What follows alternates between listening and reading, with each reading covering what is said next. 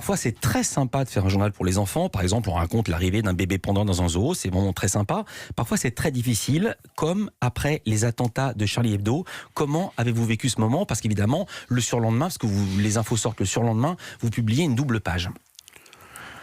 Très mal, parce que Charb faisait partie de l'équipe qui a lancé mon quotidien avec moi. Charles le dessinateur. Charb le dessinateur, qui a fait les 10 000 premiers dessins pendant les 3 premières années de mon quotidien. Donc ça a été un énorme choc.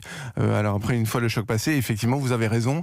Et alors là, il faut expliquer tout ce qu'il faut expliquer, c'est-à-dire qu'est-ce que c'est qu'un terroriste, qu'est-ce que c'est qu'un terroriste islamiste, qu'est-ce que c'est qu'un journal satirique, qu'est-ce que c'est, etc. Et j'en passe et des meilleurs. Et donc nous, ce qu'on fait, c'est quand il y a un mot difficile qu'on est absolument obligé d'expliquer, on le surligne en jaune et on l'explique en bas de page pour que l'enfant n'ait pas à aller à ouvrir le dictionnaire en permanence.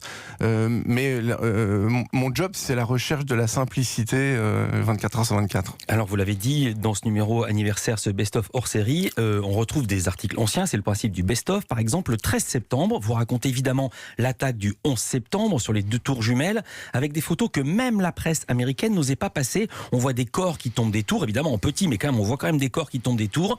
Pourquoi ce choix de ne pas édulcorer, et c'est valable pour tous les numéros de mon quotidien, de ne pas édulcorer les visuels pour les enfants? Parce que l'objectif n'est pas de choquer, il est de faire comprendre le monde. Mais quand le monde est choquant, je peux pas me transformer en Walt Disney, le peindre en rose et faire une attaque du 11 septembre. Vous savez ce qu'ils disent dans les 20 heures? Ils disent attention à passer une image dure, si vous êtes avec des enfants, cachez-les. Moi je dis l'inverse. Je dis l'inverse, parce que les enfants ne vivent pas dans une bulle, ils vivent pas dans un autre monde. Et je ne parle pas de pédophilie, où ce sont eux les victimes. Donc sans aller jusque-là, non, ils vivent pas sur la planète Mars.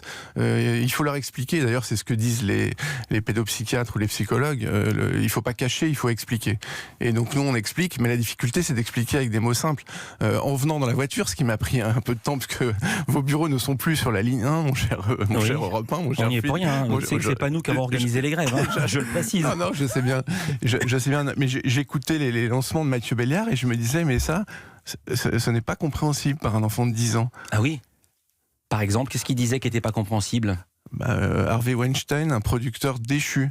Oui. La fuite et des mots compliqués. Mais c'est normal parce que vous adressez à des adultes. Mais donc moi, c'est comme si je travaillais pas pour des petits Chinois, c'est un peu excessif. Mais il faut quand même que je simplifie, sans être simpliste, parce qu'il faut faire du vrai journalisme factuel et strict.